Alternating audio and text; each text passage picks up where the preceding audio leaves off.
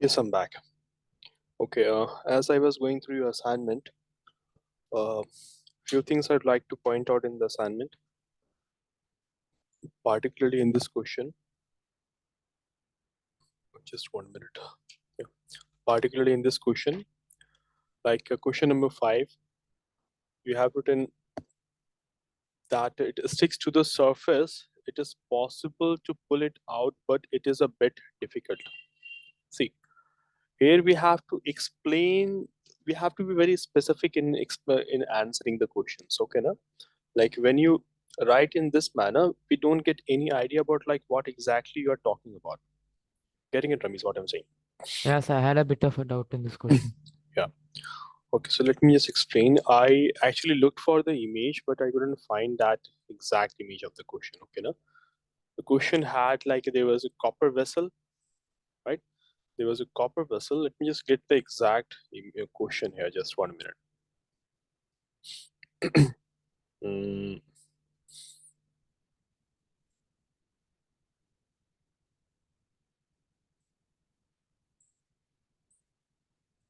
Question number 5. It was, no? It was question number 5, right? Like there was a rubber sucker, something like that, right now, like this. So there was Yes, a sir. rubber sucker, and it has a small rubber cap here, as you can see here. There is this small rubber cap over here, and this here is the rubber sucker. Further question says that press it hard on a smooth surface. So as we have done in the second image, we have pressed it hard on the smooth surface. Okay, now. So after doing so, it sticks to the surface. But when you try to put it off the surface, it does not. Can we do it easily? We'll be having some difficulty. Right now, we'll be having some difficulty. But what is the reason behind that? Why do we feel this difficulty? Is it because of the pressure? Pressure keeps the sucker stuck to the surface. The pressure keeps the sucker stuck to the surface.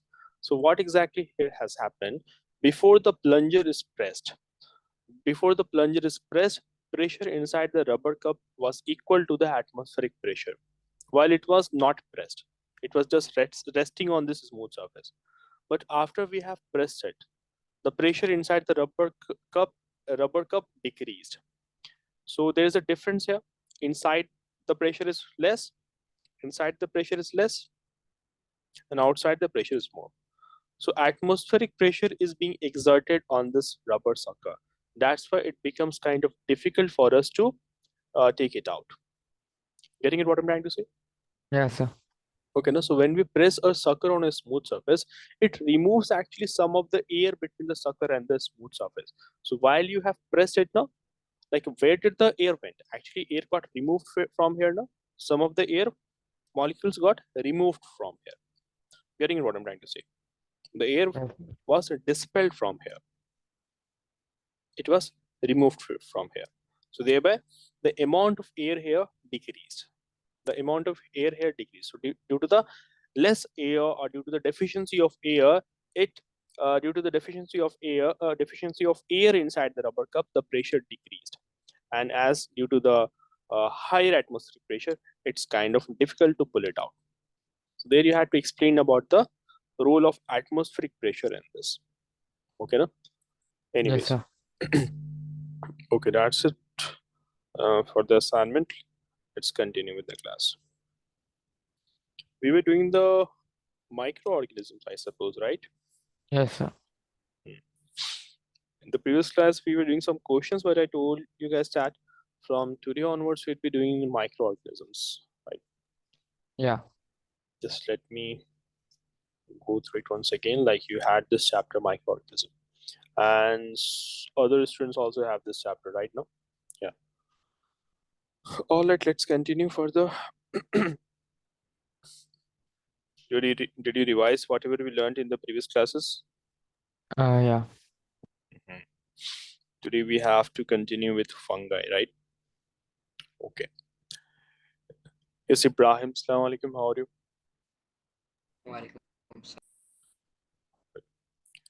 Okay.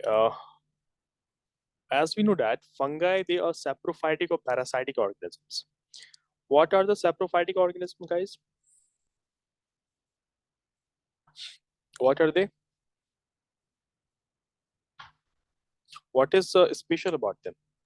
Sir, Sapro is it the one where they like live under a plant, but then they give food for that plant like that?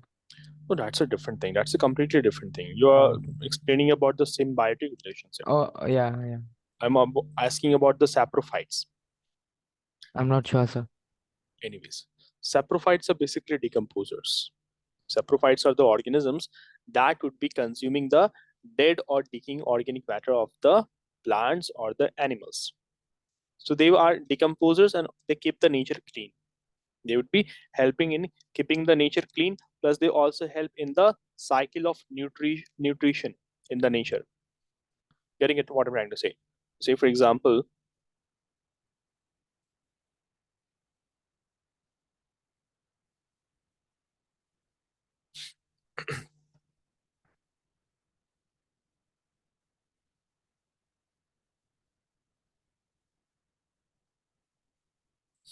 example, this is a herbivore. This is a plant here. So herbivores would be eating the plant, and he would be getting all the nutrients from the plant.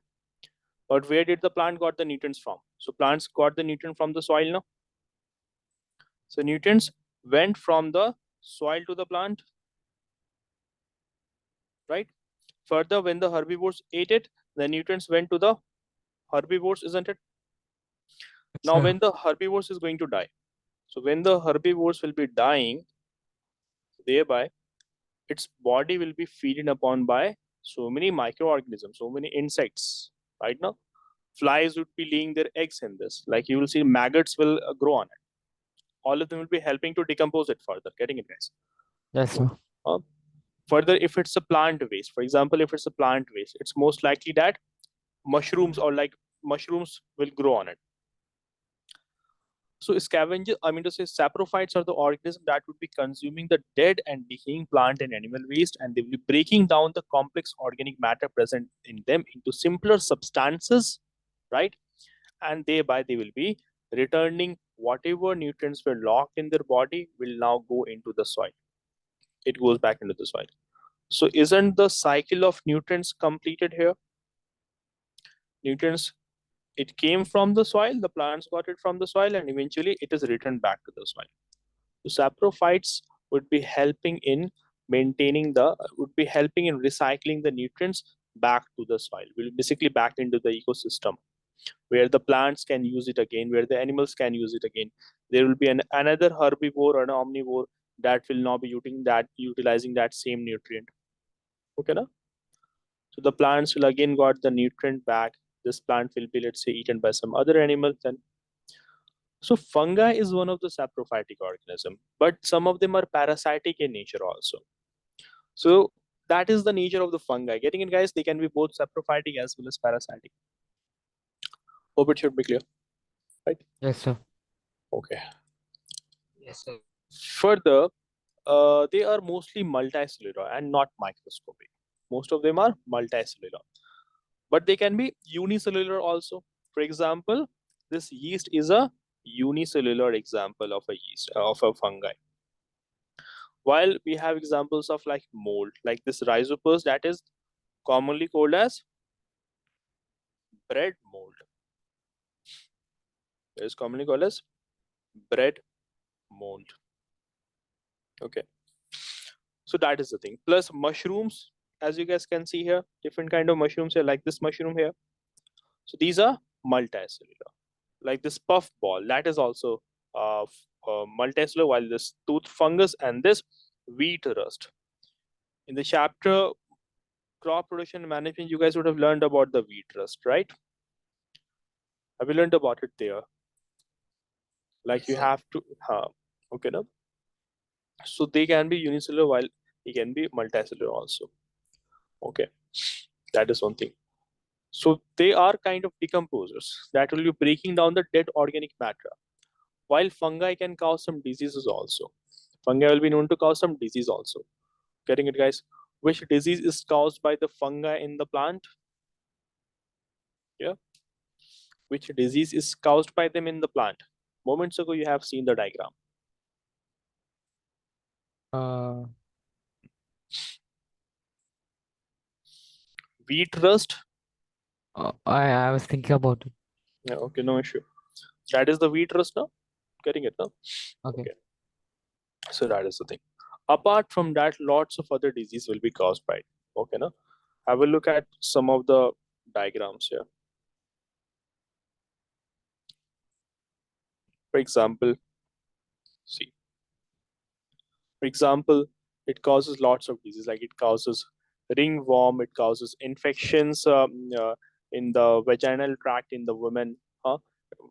It causes like infections in the nails. It causes infection in different parts of the body. Getting it? Huh? So fungi are known to cause lots of diseases. Either some of them can be mild, it cannot be life threatening, while some of them can be life threatening.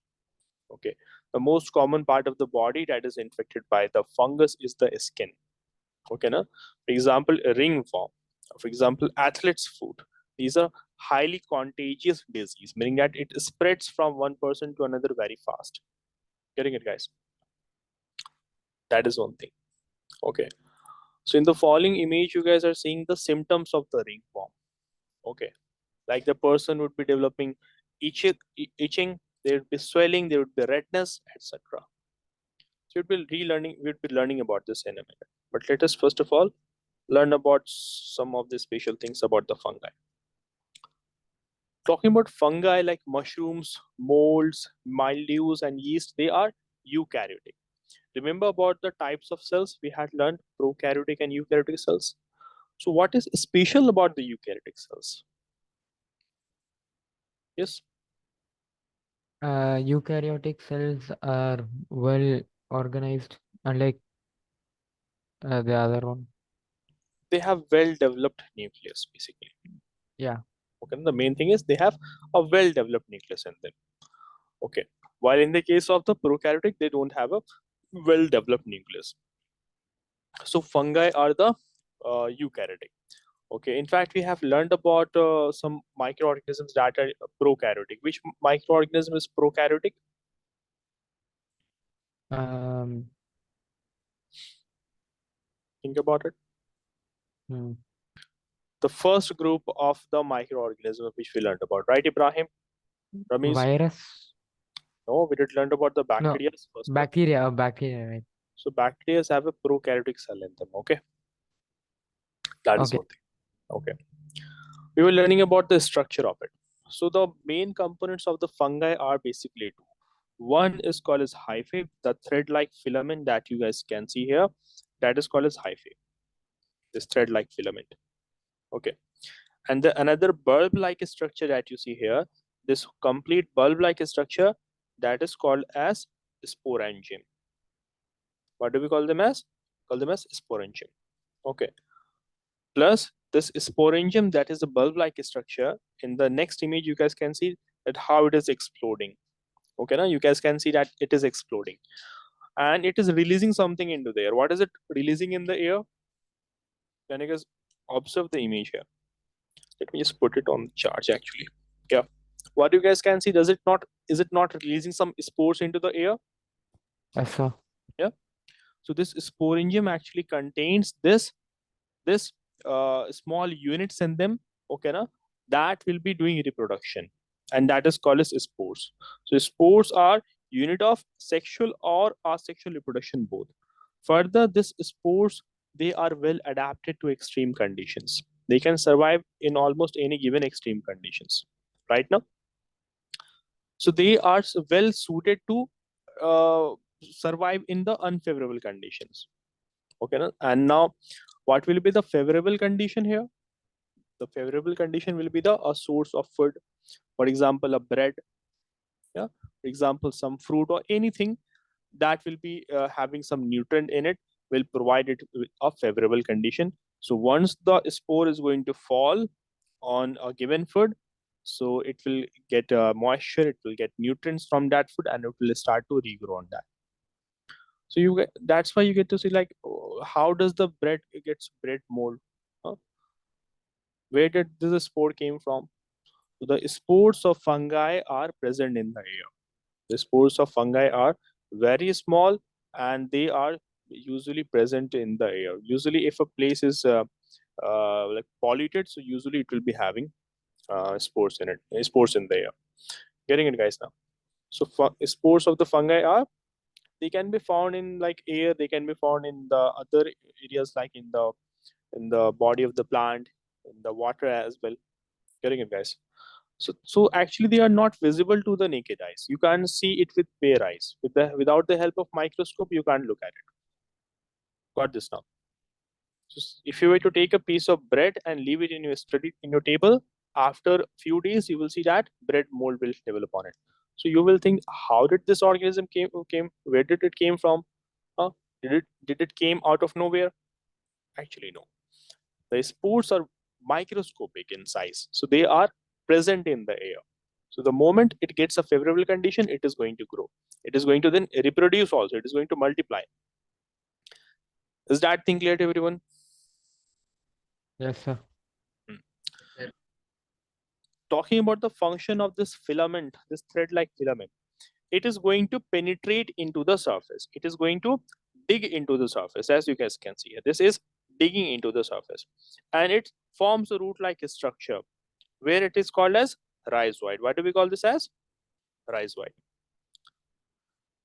Now, as it penetrates into the surface of the different edible things, or whatever will be containing nutrient for it, so it is going to secrete some substances. Okay, now it is going to secrete the enzymes. What does it do? It secretes the enzymes.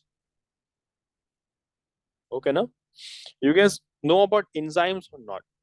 Our body also produces different kind of enzymes. Yeah, different kind of enzymes are produced by our body. Like uh, for example, in the mouth, saliva contains salivary amylase, and that breaks down the starch present in the food. Oh, haven't you guys learned about that? The Yeah. salivary gland secretes saliva, and saliva contains an enzyme called as salivary amylase, and that does the breakdown of the starch. So we know that the digestion of food starts from the mouth itself. From the mouth, it starts now, where the starch is partially broken down. We have so many other enzymes in our body, which you will be learning in the higher classes. Like you'd be learning about lactase, you'd be learning about maltase, sucrase, etc. Anyways, so this hyphae will also be releasing the enzyme. What moments ago I was telling you about the salivary amylase. The function of the salivary amylase was to break down the starch.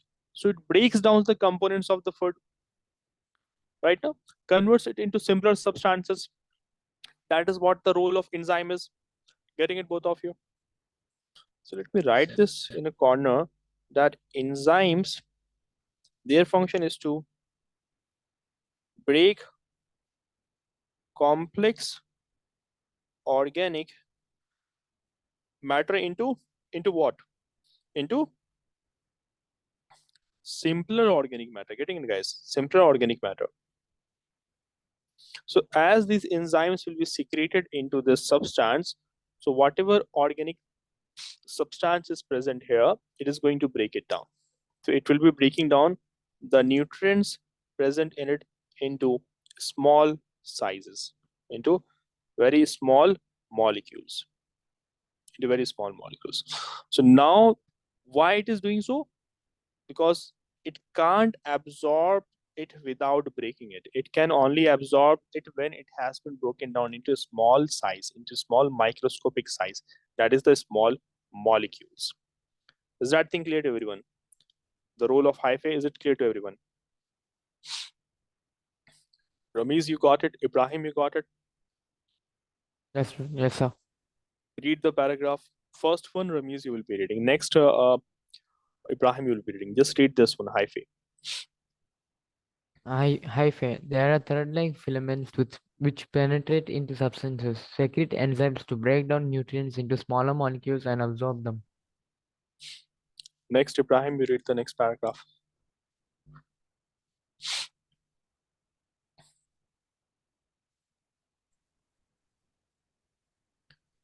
Spores are a unit of sexual or asexual reproduction. They can adapt for dispersal and survival for extended periods of time in unfavorable conditions. Good then. Okay.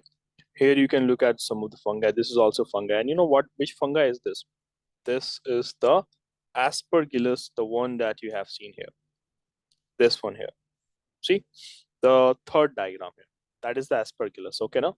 So that's the diagrammatic view. Okay, while this one is the actual image of the aspergillus. This is the actual image of the aspergillus. Got this now? Aspergillus. Okay. So you guys make sure you remember the examples of some of the fungi. Okay, now? Like we have bread mold, that is basically rhizopus. Rhizopus, it is commonly called as bread mold. Keep that in mind. Okay, now? This is basically rhizopus, and the common name is bread mold. Some other examples are mushroom. You have this puffball, yeast, tooth fungi, wheat cankers, wheat rust, and then you have the aspergillus. Okay. Talking about the uses of the fungi. So these are the uses of the fungi. They are used in production of antibiotics, medicines such as penicillin, streptomycin, etc. What is special about penicillin here? What is special about this? It's made of a microbe named Penicillus. Not or exactly. It's penicillium actually. You're trying to say Penicillium. Okay. penicillium. So penicillium is the fungi from which this penicillin is made. But what is penicillin?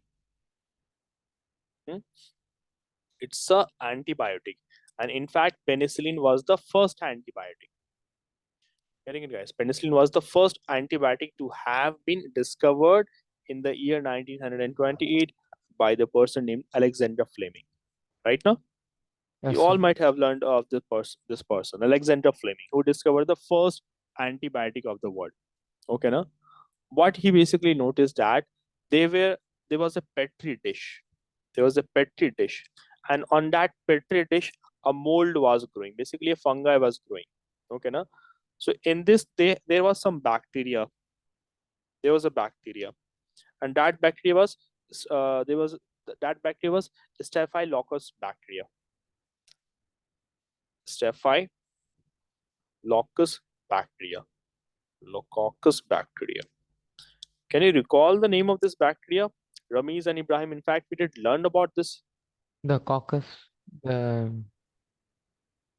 The spherical shape. spherical, yeah.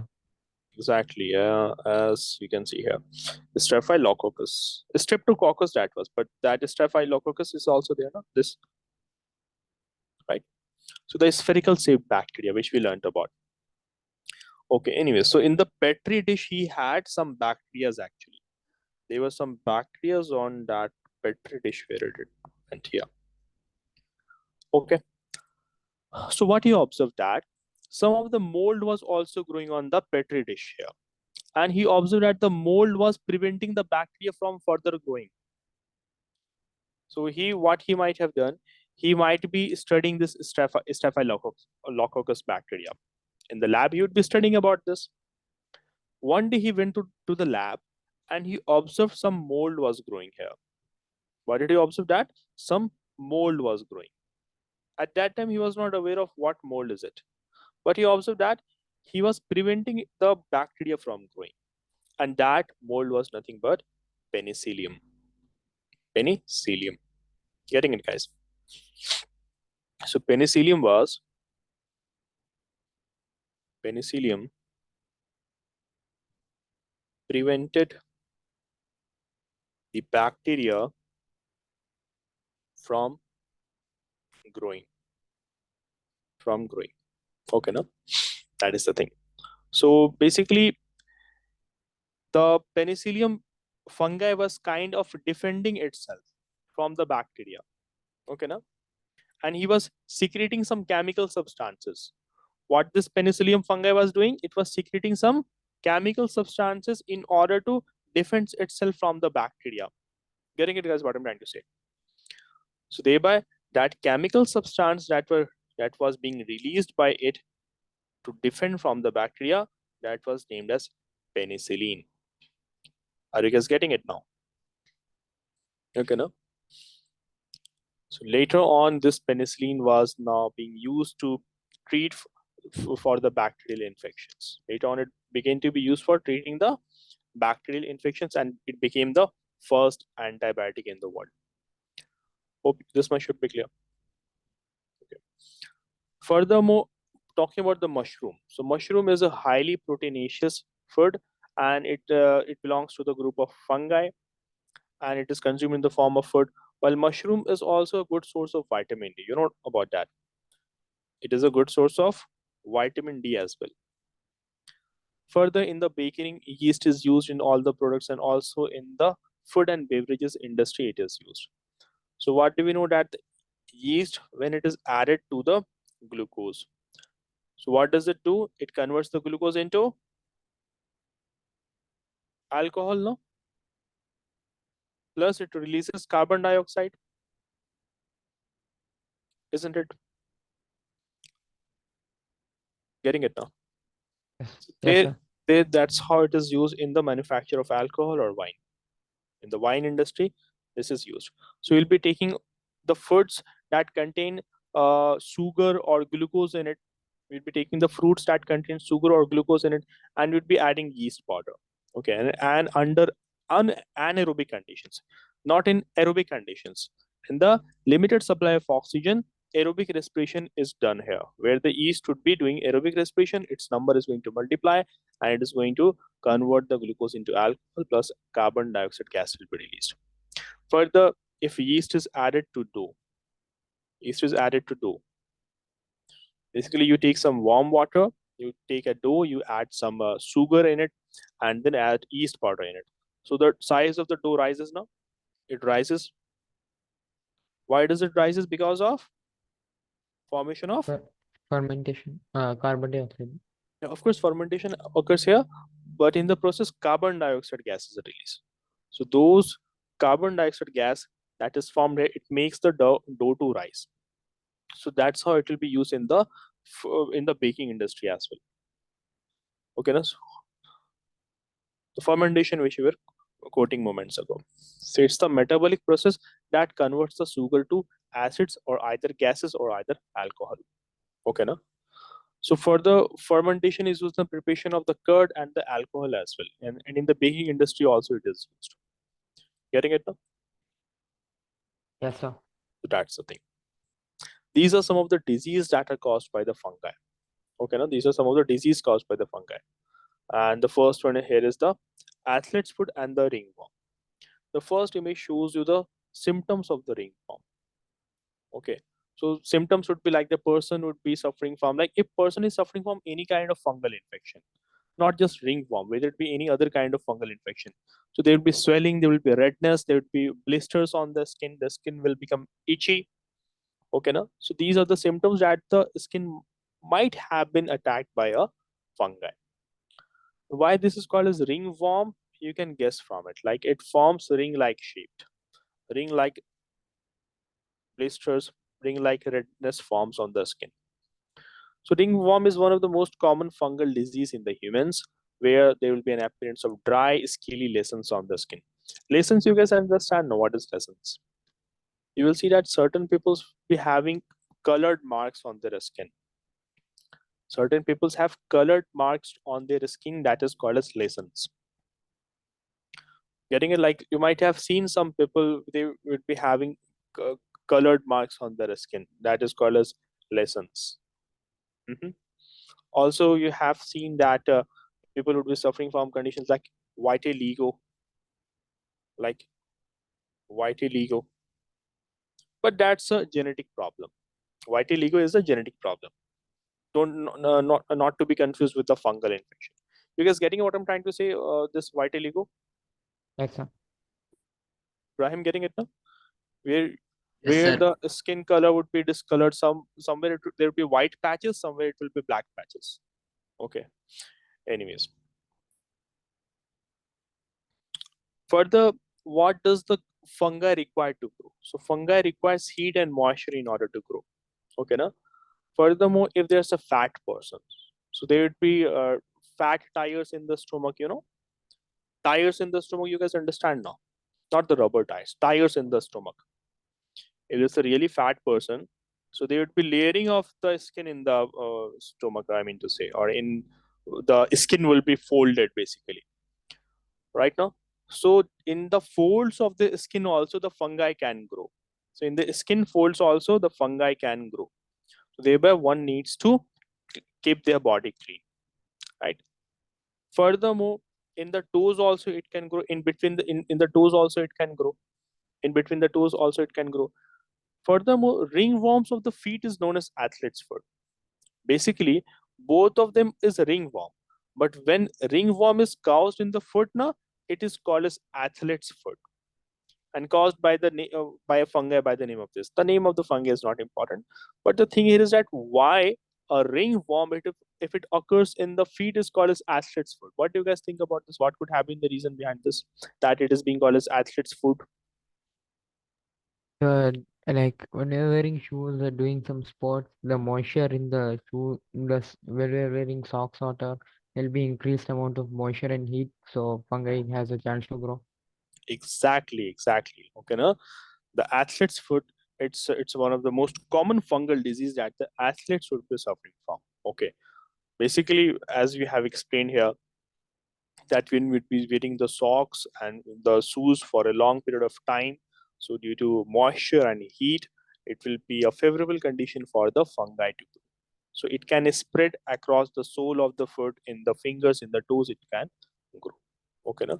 So thereby one needs to keep their feet clean and dry, and one should change the socks at regularly, or one should have alternate pair of socks, etc. So here we have completed our discussion about fungi. If you guys happen to have any doubt, please let me know. We have learned No about. doubt, sir. Okay, No, sir. okay. So name name some of the edible fungi. Name an edible fungi. Mushroom, Mushrooms. Okay, mushrooms are rich in which nutrient? protein, Protein, and also um, vitamin D. D. Vitamin D. Okay, na?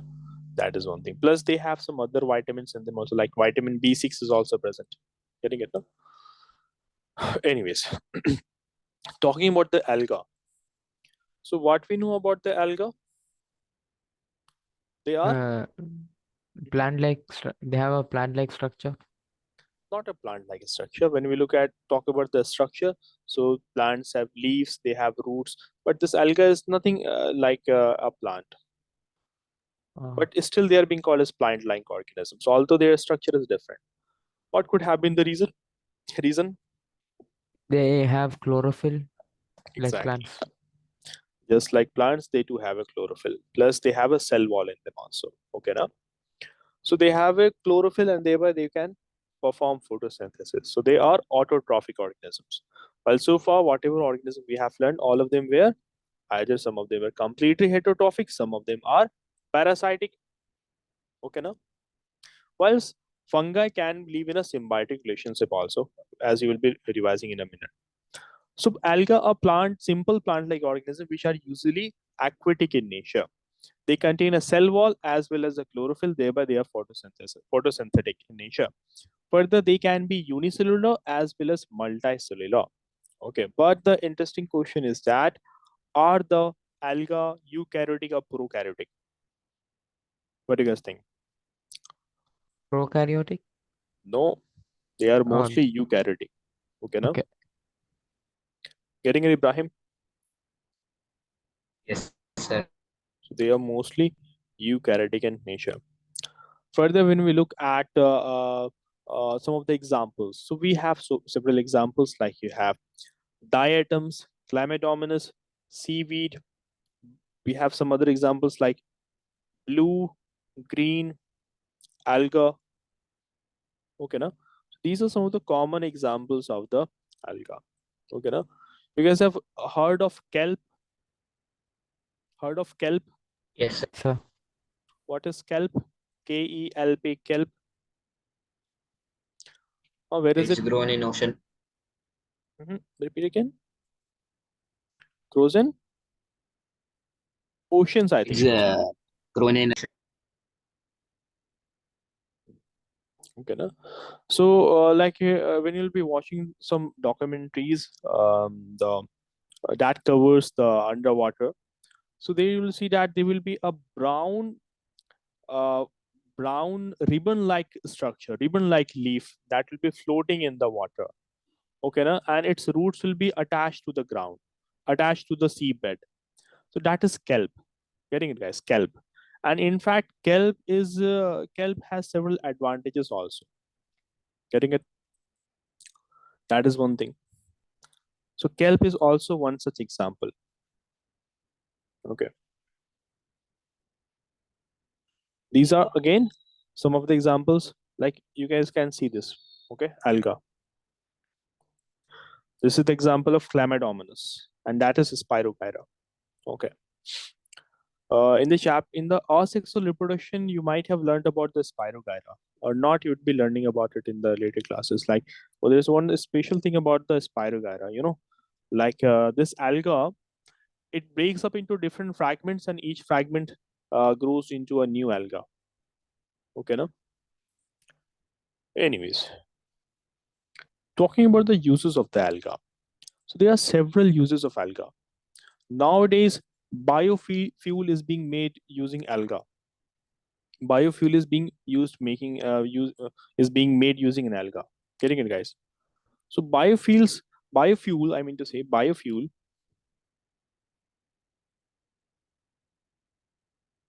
So biofuel are basically made from the biomass, from basically biomass.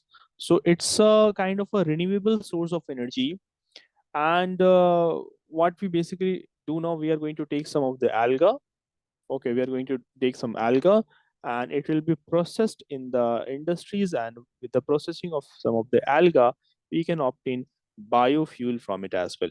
We can obtain biofuel as well from it. Getting it? Okay, and this is the image of the kelp actually. The one that you see here, that is the kelp. Okay, now this brown ribbon like leafy structure, that is actually kelp. Hope it should be clear. Sir. We were learning about the uses of the alga. Okay, so the first thing we learned that they are used to make the biofuel. That is one thing. Okay, can alga be edible? Yeah, I guess. Hmm, okay, no. So some of the alga are edible. Some of the alga are edible as well. Like for Seaweed. example, seaweeds. Uh, some of the seaweeds are edible, like sea mosses are edible. Okay, no. One such example is the spirulina. Talking about the edible alga, one such example is spirulina. So spirulina is a edible alga.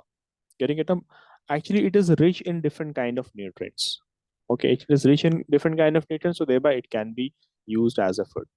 Okay, now plus sea moss is one such example, and we have a long list of so many alga that can be added to the diet of the human.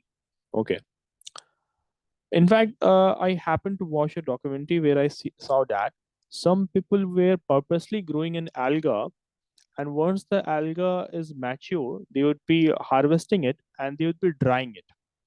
Once they have dried it, now they would be powdering it. They would be converting it to a powdered form, and they were making the tablets out of those powder, and those tablets were sold at a very high price.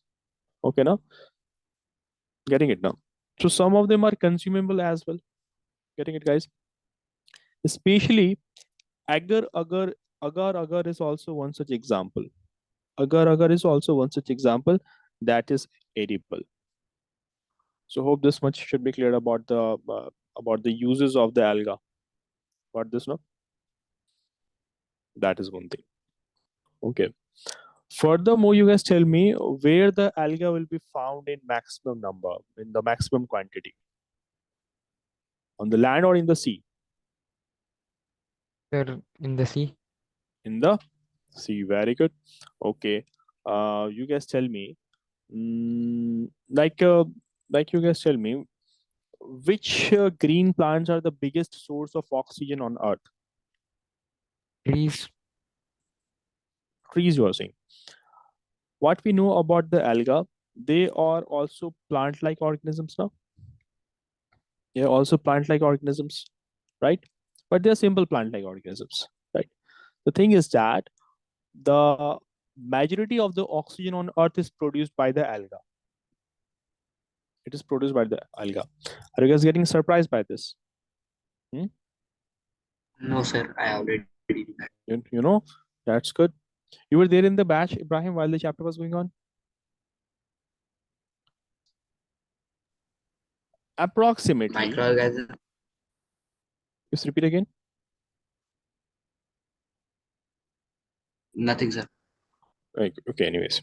Basically, about 68 to 70% of the oxygen in the atmosphere comes from the alga. Okay, na? So it has a huge contribution in maintaining the balance of oxygen and carbon dioxide in the air. Okay, na? So about 68 to 70% of oxygen in the air comes from the photosynthetic alga. So that is one special thing about the alga. Okay, no? So they are photosynthetic, so they would be producing a large amount of oxygen. They will be releasing a large amount of oxygen in the earth. That is one thing. Okay.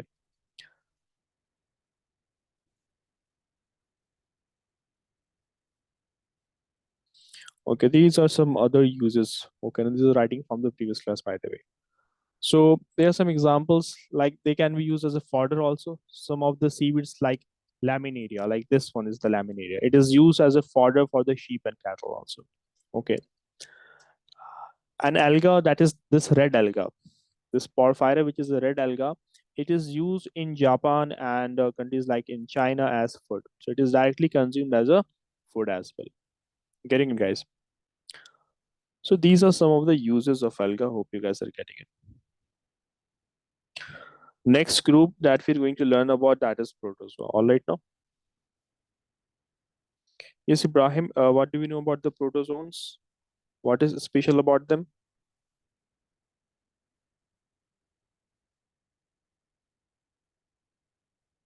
Yes. First of all, you guys tell me, have you learned about? Have you any doubts from the from alga? No, sir. Okay. By the way, we have learned about the advantages of alga, but there are disadvantages of alga also. Okay, there are disadvantages of alga also. Like we know that alga can grow in an uncontrolled manner. Alga can grow in uncontrolled manner. So sometimes its growth will be harmful for the aquatic organisms. Since we can't control it, so it will lead to some problems as well. It will lead to some problems. Just 1 minute.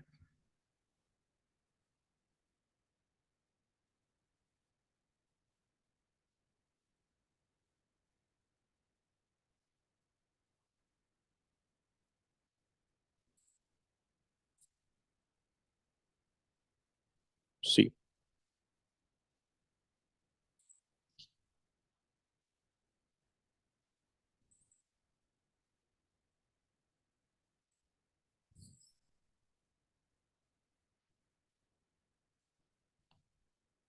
What you are seeing here, this is an algal bloom.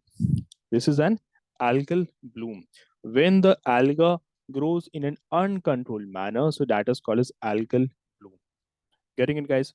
So when you will be looking at this place from far away, like especially when you will be looking at the second image from far away, it will appear as if someone has laid a green carpet in that area. Doesn't it look like there's a green carpet laid over this area, Yes, right? sir. So that is actually an alga, especially caused by the blue-green algae, or also called as cyanobacteria. Which alga causes this and this? That is blue-green alga. Okay. So what basically happens here? This river must have been very much polluted. There might be some industrial waste going into the water body, or there might have been some agricultural runoff going to this water body. There might be excess of fertilizers or insecticides. If farmers would be using lots of insecticides or fertilizers on the field now, and suppose there's a flood or there's some rain, like the runoff or due to the rainfall, so the excess fertilizer or insecticides will go to this water body. Okay, suppose there were only few alga growing earlier. There were only few alga that were growing earlier. It's only this much of alga was there. Upon, like, when it will be getting the fertilizers, insecticides, and other waste, all those waste are actually rich in nutrients now. Insecticides, fertilizers, all of them contains lots of nutrients in them. So this alga will be taking up those nutrients, and it will reproduce further. It will be getting the dissolved oxygen from the water, and it will be multiplying in uncontrolled manner. So there comes a time that it looks like a algal bloom. Further, it is going to die as well. So when this alga will die, so when its body will be eaten by the decomposers, like bacteria and other organisms. So in the process of decompose decomposition also, the bacteria will be sucking up the oxygen from the water right now. Thereby the oxygen content is going to decrease further. Earlier already the alga had taken up the oxygen from the water. It has taken up the oxygen from the water while it was doing reproduction, while it was multiplying. As the number of alga increased too much, all of them would be taking lots of oxygen from the water. So fishes will be left with little or no oxygen. The dissolved oxygen is going to decrease here. Furthermore, the situation is worsened when the alga died and the decomposers eat their body. So they are also going to utilize the oxygen present in the water. Further, this alga is also blocking the sunlight from reaching the bottom. It is blocking the sunlight also. So this excessive algal growth is blocking the sunlight. So thereby, whatever aquatic life are present here, they will be starved from the sunlight. Okay, now so this can sometimes lead to the death of the fish as well. Also, it will kill the aquatic plants also. Got this now? So that is the thing. Hope you guys are getting it. So this much should be clear, I think. Yes, sir. Right now. Okay then. Talking about protozoa, let's do one thing. We'll be taking up this topic in the next class. Okay, now. If you guys happen to have any questions, please let me know. Otherwise, we are going to do some questions. No questions. No questions? Okay. Do tell me, name an organism, name a microorganism, name a group of microorganism that can be both unicellular as well as multicellular. There can be more than one group of organisms, but at least name one group of microorganism that can be both unicellular as well as multicellular. Fungi, Fungi. Can you quote an example?